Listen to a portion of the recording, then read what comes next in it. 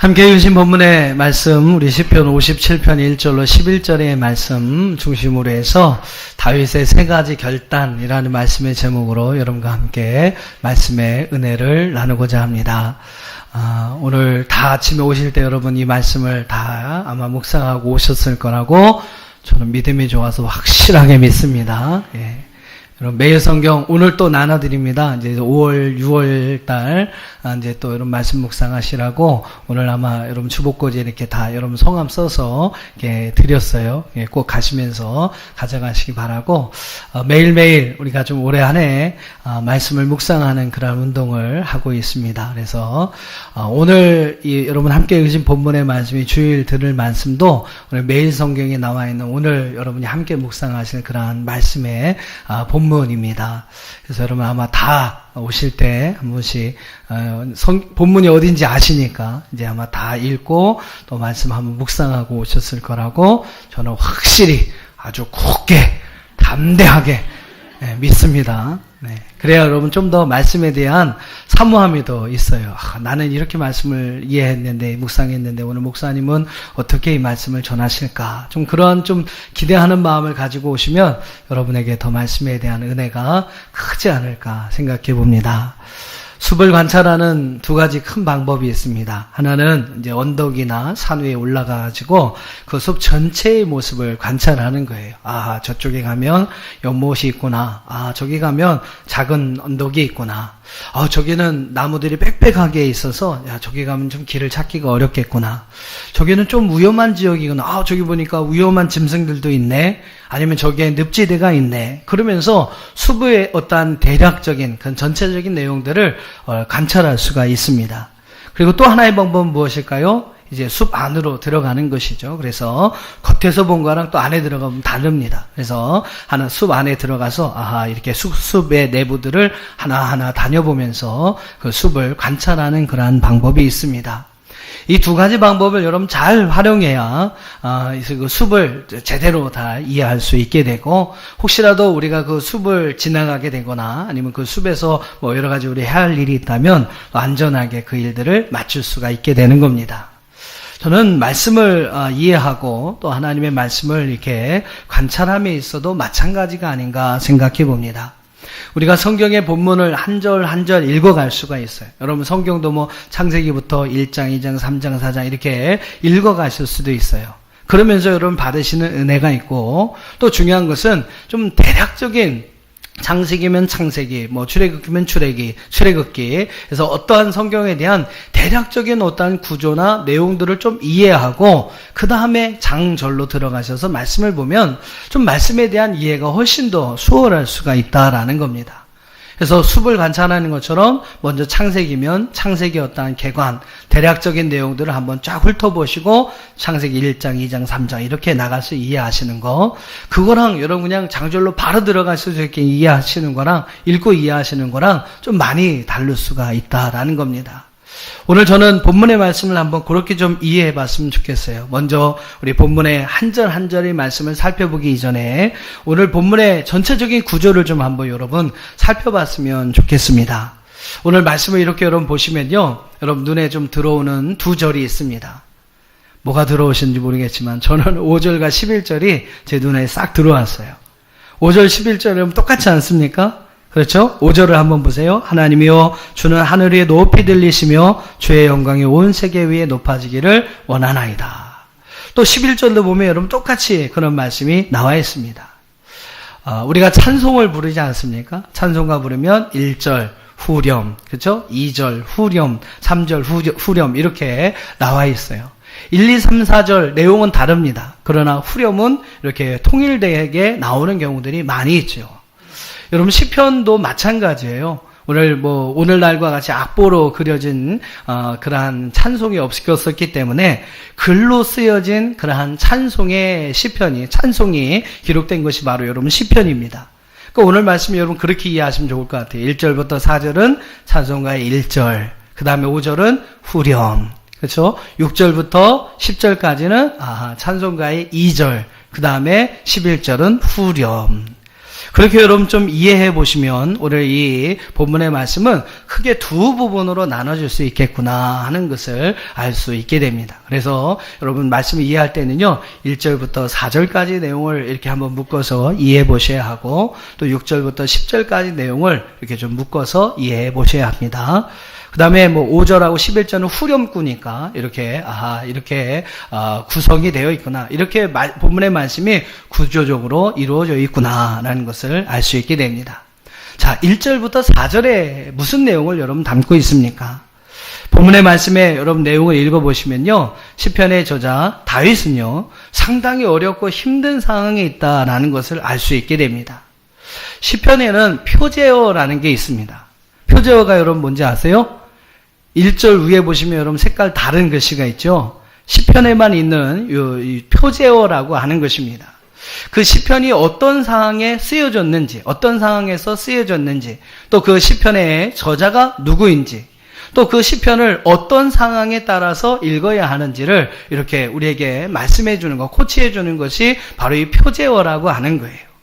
이 표제어 여러분 하반절에 보면 뭐라고 써 있습니까? 다윗이 사울을 피하여 굴에 있던 때에 라고 기록하고 있어요. 그러니까 이 시편이 언제 다윗에 의해서 쓰여진 거구나 라는 것을 이 표제어를 통해서 알 수 있게 됩니다.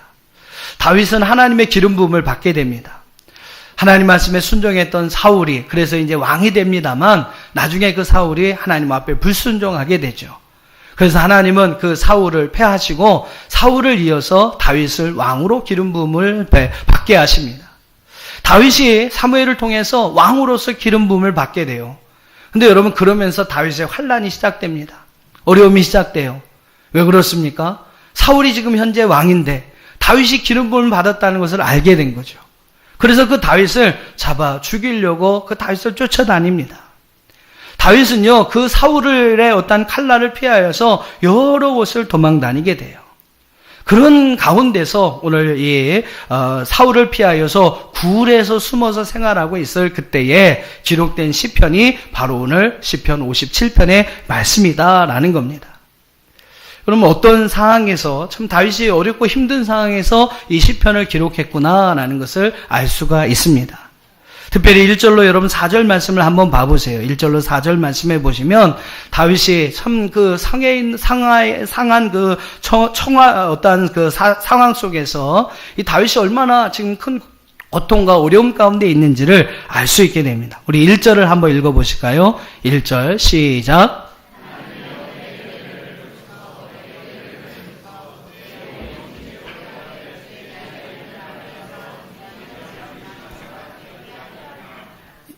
다윗은 지금 모든 어떠한 상황을 이 재앙이라는 단어로, 자기가 지금 처해 있는 상황을 재앙이라는 단어로 표현을 하고 있어요. 이 모든 재앙의 때가 자기에게 지나가기를 그는 주님께 간절히 구하고 있습니다. 내게 은혜를 베푸소서, 내게 은혜를 베푸소서. 두 번이나 여러분 강조하면서 하나님 앞에 간구하고 있는 거죠. 지금 이 재앙과 같은 이 시간의 때가 자기에서 지나가기를, 그리고 주님의 그 날개의 그늘 안에서 자신이 보호받기를 다윗은 간절히 원하는 그러한 마음으로 오늘 1절의 말씀 보면 주님 내게 은혜를 베푸소서, 하나님이여 내게 은혜를 베푸소서라고 간절한 마음으로 기도하고 있습니다. 여기서 재앙이라고 하는 것은 바로 다윗의 목숨을 노리는 사울의 추격을 이야기하는 것이죠. 사울은요, 수많은 군사들을 동원해서 숨어있는 다윗을 찾아 죽이고자 했습니다. 그런 다윗이 여러분 만일 그 사울의 군대 가운데 발견이 되면 어떻습니까? 그 자리에서 처형을 당하는 것이죠. 죽는 것입니다. 그런 상황 가운데 생명을 지금 위협받고 있는 그런 상황 가운데 다윗이 거하여 있음을 알게 되는 것이죠. 2절과 3절을 한번 보세요. 2절과 3절 보니까 내가 지존하신 하나님께 부르짖으며 곧 나를 위하여 모든 것을 이루시는 하나님께로다. 그가 하늘에서 보내사 나를 삼키려는 자의 비방에서 나를 구원하실지라. 하나님이 그의 인자와 진리를 보내시리로다. 다윗은요, 자신을 위하여 이루시는 모든 것을 이루시는 하나님, 또 자기를 구원하시는 그 하나님에 대한 믿음을 가지고 그는 하나님 앞에 간절하게 부르짖고 있습니다. 여러분, 어떨 때 간절한 부르짖음의 기도가 나오십니까?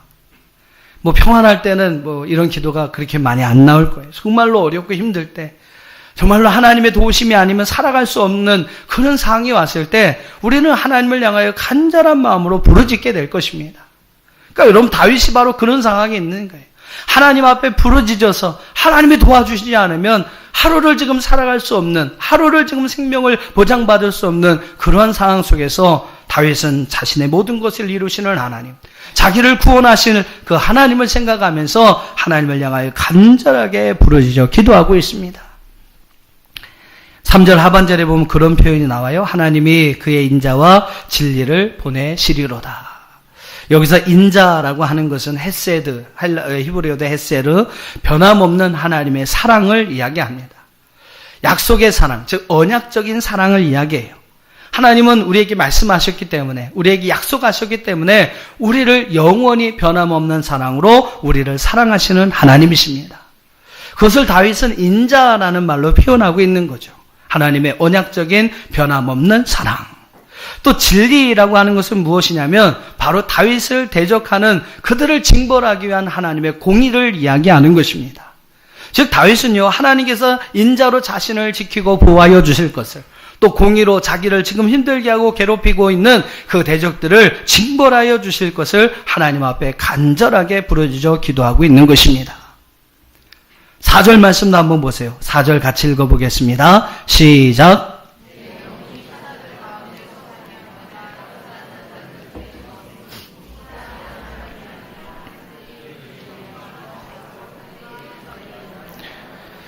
예, 다윗의 어떤 좀 은유적인 표현이 4절에 잘 나타나고 있죠. 내 영혼이 지금 사자들 가운데서 살고 있다. 막 그냥 잡아먹으려고 으르렁대면서 그 근처를 지금 슬금슬금 돌아다니고 있는 사울의 군대를 이렇게 사자와 같이 표현을 하고 있는 거예요. 그 사자들 가운데 살아가고 있는 자신의 모습, 불 가운데서 지금 불사르는 자들 가운데 누워있는 자신의 모습을 이야기하고 있습니다. 칼과 창으로 자기를 해하려고 날카로운 칼로 자기를 죽이려고 하는 그러한 어떠한 상황, 자기가 지금 겪고 있는 어떠한 위급성과 그 속에서 하나님의 간절한 도움을 간구하는 다윗의 어떠한 모습이 이 말씀 속에 나오고 있어요. 1절로 여러분 4절 말씀을 보시면 다윗은요, 무서운 그 대적들로 인하여 둘러싸여 있는 자기의 그 상황, 하루도 그 생명을 보장받을 수 없는 자기의 지금 위급한 상황, 재앙, 그물, 웅덩이, 창, 화살, 칼 이런 표현을 통해서 지금 생명을 위협받고 있는 자신의 상황을 이야기하고 있는 것입니다. 얼마나 여러분 어렵고 힘든 상황이겠어요.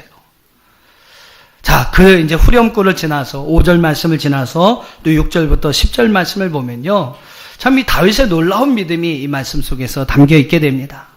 다윗은 이러한 위기의 상황, 그런 상황에서 절망하고 낙심하지 않았습니다. 오히려 그는요, 이런 상황에서 생명을 위협받고 있는 이런 상황에서 위대한 결단을 행하게 됩니다. 6절부터 여러분 10절 말씀까지 보시면 다윗은 이런 상황 속에서 세 가지 위대한 결단을 하게 됩니다. 그가 여러분 결단한 내용이 무엇입니까? 자, 먼저 7절을 한번 읽어보겠습니다. 자, 이런 위기의 상황, 생명이 위협받고 있는 이런 상황에서 다윗은 이렇게 하기를 하나님 앞에 결단해요. 7절을 읽어보겠습니다. 시작.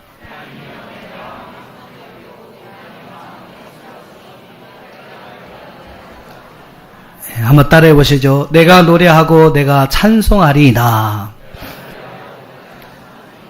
다윗이 여러분 이러한 상황에서 하나님 앞에 결단했던 첫 번째 것은 뭐냐면 내가 노래하고 내가 찬송하리이다. 자신의 어떠한 생명이 위협받고 있는 어렵고 힘든 상황에서 다윗은요, 절망하고 탄식하고 낙심할 수 있었을 것입니다.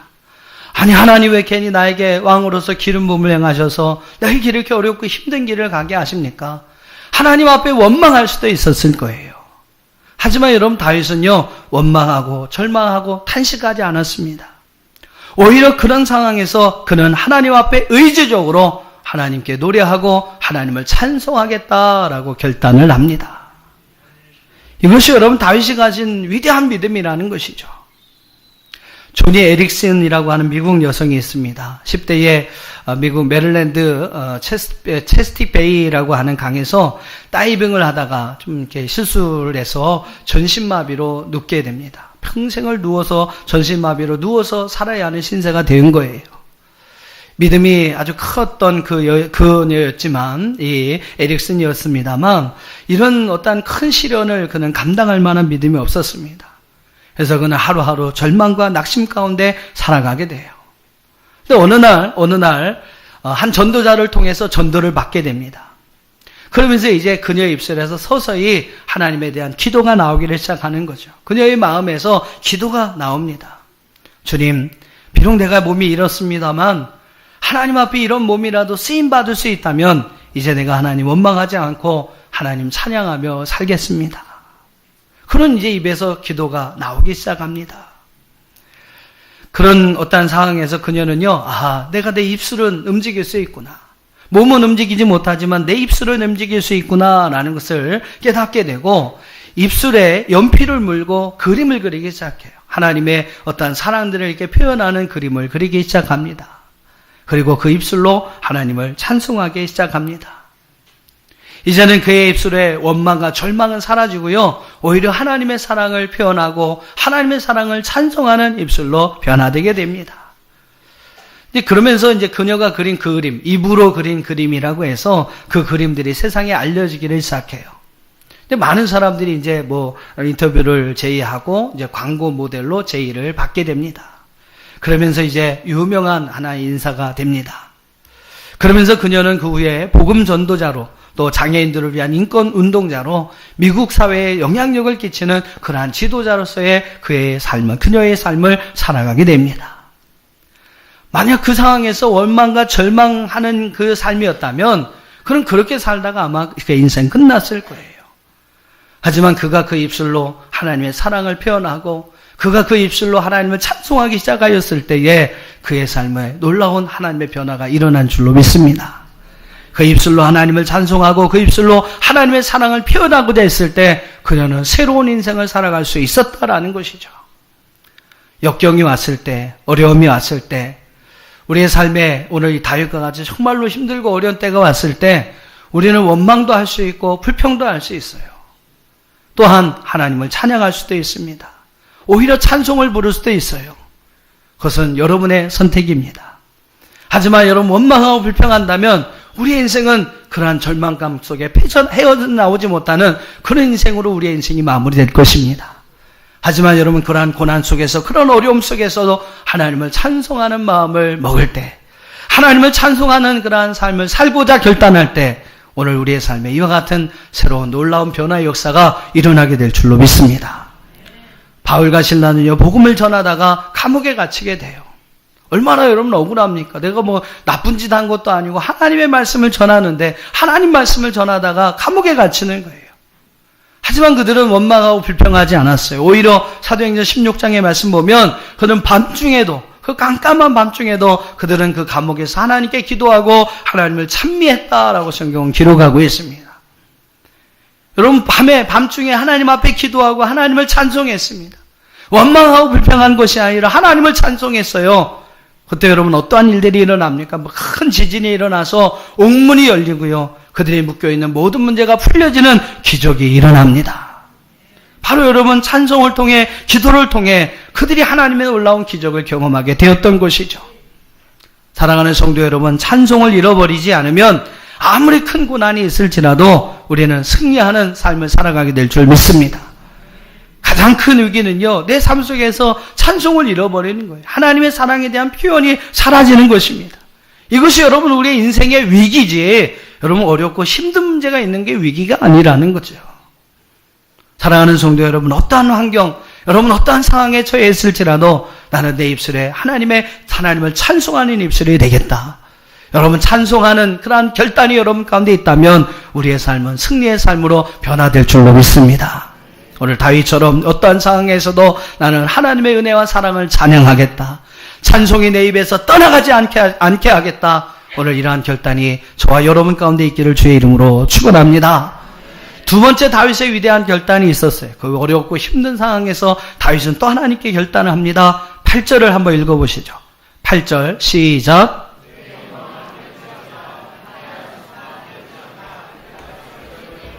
자, 한번 따라해보세요. 내가 새벽을 깨우리로다. 다윗의 두 번째 결단입니다. 내가 새벽을 깨우리로다. 오늘 우리에게도 이러한 새벽을 깨우는 결단이 있기를 주의 이름으로 축원합니다. 예, 아멘 소리가 약해질지 알았어요, 제가. 네. 새벽을 깨우는 게 얼마나 어렵습니까, 그죠? 예. 근데 여러분 우리 좀 삶의 패턴을 좀 바꾸면 여러분 얼마든지 하실 수 있어요. 한번 따라해 보세요. 9시 뉴스 보지 말고, 좀 더 크게 9시 뉴스 보지 말고, 예, 7시 뉴스 보자. 무슨 말입니까? 밤에 9시, 요새는 또 8시로 바뀌어졌으니까, 그거 보시면요, 또 이제 10시쯤 되면 또 드라마가 걱정이 됩니다. 그러니까 아예 그냥 9시에 문 딱 닫고 주무세요. 그리고 아침에 일찍 일어나서서 새벽 기도 드리시고, 집에 가시면 7시 뉴스가 여러분을 기다리고 있습니다. 예, 더욱더 9시는 조금 지나간 소식이지만, 아침 7시는요, 제가 보니까, 새로운 신선한 소식들이 많이 있더라고요. 9시에 뉴스 보지 말고 7시에 뉴스 보자. 2번만 합시다. 시작. 한 번 더요. 시작. 네, 내가 새벽을 드리겠다. 내가 새벽을 깨우겠다. 내 발이 세상을 향해 옮겨기 전에 내가 하나님 전으로 내 발을 옮겨야 되겠다. 내 입이 세상을 향해 열려지기 전에 먼저 내 입을 통해서 하나님을 찬송하는 입술이 되게 해야 되겠다. 내 귀가 세상의 잡음을 듣기 전에 내가 하나님의 말씀, 하나님의 음성을 듣기를 원한다. 내 눈이 세상을 향해 헛된 세상을 바라보기 전에 영광스러운 주님을 바라보겠다.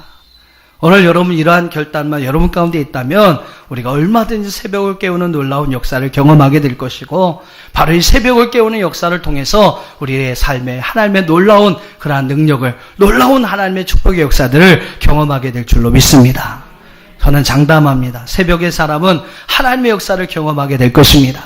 새벽의 사람은요, 하나님의 축복을 받게 될 것입니다.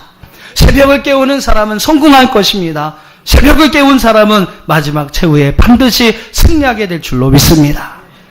여러분 좀 삶의 스타일을 좀 한번 바꿔보셔서 한번 이 다윗의 고백같이, 다윗의 결단과 같이 새벽을 깨우는 은혜가 저와 여러분 가운데 있기를 주님의 이름으로 축원합니다.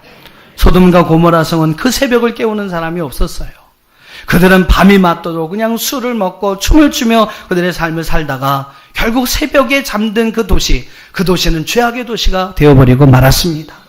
그러나 여러분 결국 소돔과 고모라 성은 멸망하게 된 것이죠. 새벽을 깨우는 사람 10사람만 있었어도 그 도성은 멸망당하지 않았을 것입니다. 여러분 지금 우리 사회를 한번 보세요. 사람들이 여러분 밤에 그냥 춤추고 술 마시고 노느냐 정신없습니다. 우리 학생들은 막 이제 인터넷에 모바일 이전 핸드폰에 여러분 밤새우는 일이 하루 이틀이 아니에요. 혹시 청년들이나 우리 장년들 가운데 밤에 일찍 안 주무시고 늦게 주무신 분 오늘 많이 회개하고 가시길 바랍니다. 우리 그리스도인들은 새벽을 깨우는 사람이 되어야 돼요. 새벽을 깨우시기를 축복합니다.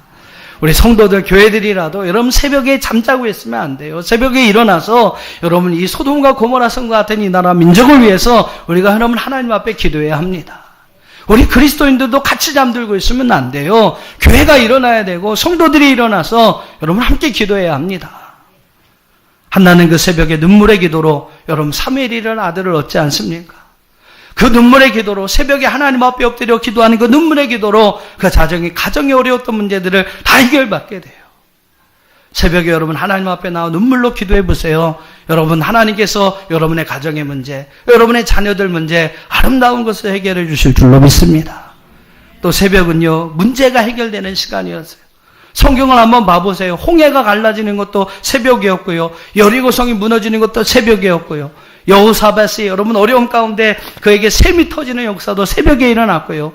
히스기야의 기도로 18만 5천 명이 몰살당하는 일도 여러분 새벽에 일어났고요. 이런 여러분 성경의 기적적인 모든 일들이 바로 여러분 새벽 시간에 일어났습니다.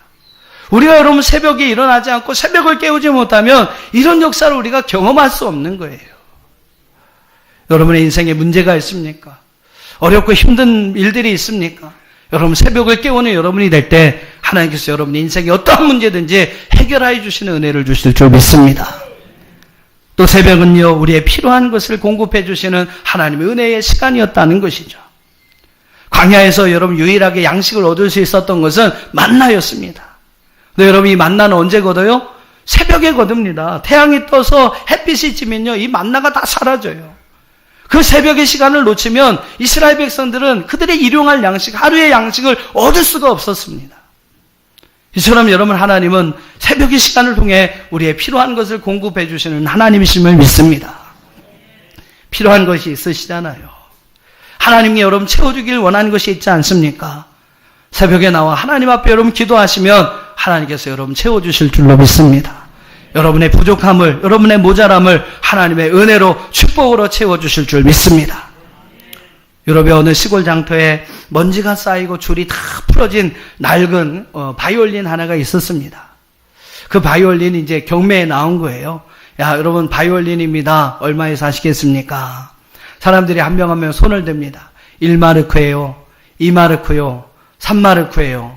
뭐 워낙 낡은 그 바이올린이기 때문에 더 이상 돈이 안 올라가요. 3마르크가 이제 거의 최고였습니다. 근데 한 노인이 앞으로 이렇게 나서더니 이 낡은 바이올린에 이제 손을 듭니다. 낡은 바이올린에 손을 들어요. 그리고 구석구석 쌓여있는 먼지를 다 털어냅니다. 그리고 풀어진 줄을 이렇게 다시 조율을 합니다. 그러고서는요, 멋지게 그 자리에서 감동적인 연주를 쫙 하는 거예요. 사람들이 저마다 손을 듭니다. 1000마르크입니다. 2000마르크입니다.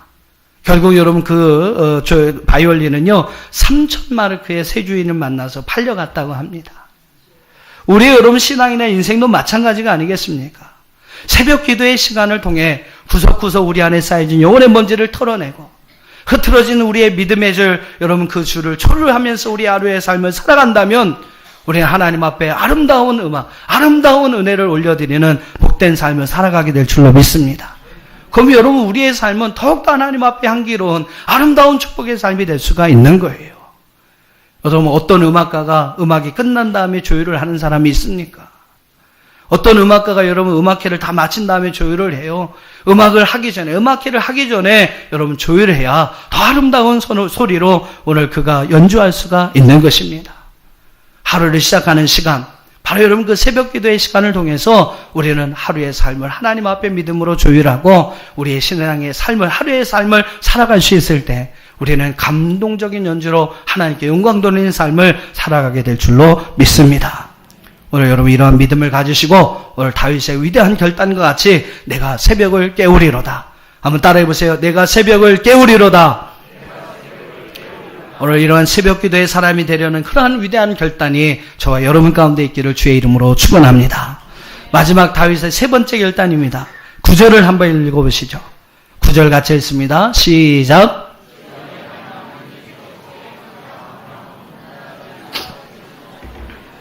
자, 다윗의 세 번째 결단이 무엇입니까? 9절 말씀에서 그는 내가 만민 중에서 주께 감사하며, 바로 하나님 앞에 여러분 감사할 것을 결단하는 다윗의 모습을 볼 수 있어요. 솔직히 여러분 생명이 위급한 그런 상황인데 어디서 감사가 나올 수 있겠습니까? 생명을 여러분 위협받고 있는 다윗의 그 상황이에요. 어렵고 정말로 힘든 그 상황입니다. 어디서 여러분 감사의 믿음, 감사의 마음이 끌어올 수가 있겠습니까? 하지만 여러분 다윗은요 그럼에도 불구하고 하나님께 감사를 드렸습니다. 어렵고 힘든 상황인데 여러분 그럼에도 불구하고 여러분의 안에 자연스럽게 막 감사의 어떤 마음들이 넘쳐난다면 그 사람은 정말로 큰 믿음이죠. 목사라고 하는 저도 절대 그렇게 못합니다. 어렵고 힘들면 그냥 원망, 불평이 먼저 나오는 게 그게 제 모습이죠. 목사이지만 저도 절대로 그렇게 못해요. 정말로 그런 분이 있다면, 자연스럽게 그러한 감사의 믿음이 나올 수 있다면 그 사람은 정말로 예수님 같은 분이시죠. 그럼에도 불구하고요, 그게 어려운 일이지만, 안 되는 일이지만 우리는 그럼에도 불구하고 하나님 앞에 억지로라도 감사하는 삶을 살아야 할 줄 믿습니다. 따라해 보세요. 그럼에도 불구하고 감사하겠습니다. 오늘 그러한 결단이 우리에게 있기를 주의 이름으로 축원합니다. 하박국 선지자의 감사, 다니엘의 감사를 한번 보세요. 하박국서 3장 17절. 그는 이렇게 이야기합니다. 비록 무화과 나무가 무성하지 못하며 포도나무에 열매가 없으며 감람나무에 소출이 없으며 밭에 먹을 것이 없으며 우리의 양이 없으며 외양간에 소가 없을지라도 다 다 없어요. 다 없어요. 뭐 있는 게 아무것도 없습니다. 아무것도 없어요. 그럼에도 불구하고 18절 같이 읽어보시죠. 시작.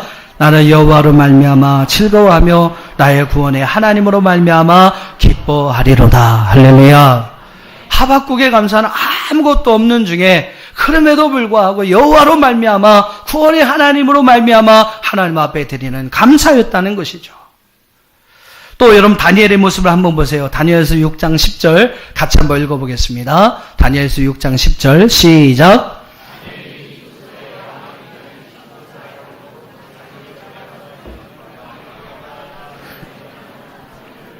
전에 하던 대로 하루 3번씩 무릎을 꿇고 기도하며 그의 하나님께 감사하였더라. 할렐루야.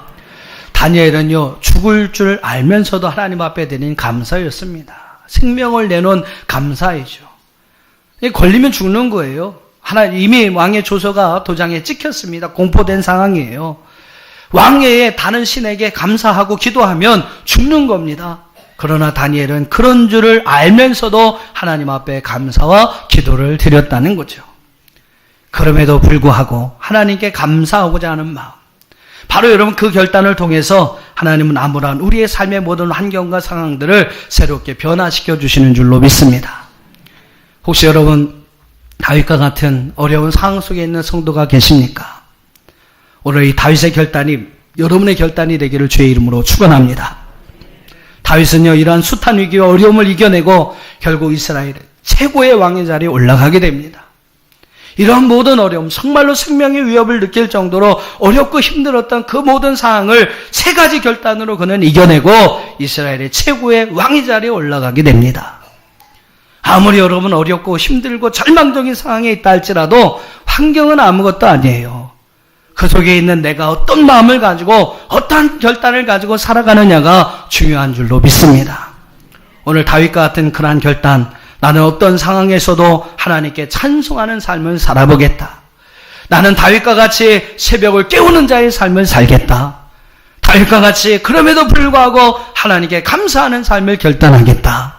오늘 이러한 삶이 여러분의 삶이 되게 하셔서 오늘 이 결단을 통해서 다윗과 같은 축복의 삶을 살아갈 수 있는 모든 환경과 상황들 변화시키고 하나님의 주신 축복의 삶을 살아갈 수 있는 저와 여러분이 되어줄 수 있기를 주님의 이름으로 축원합니다.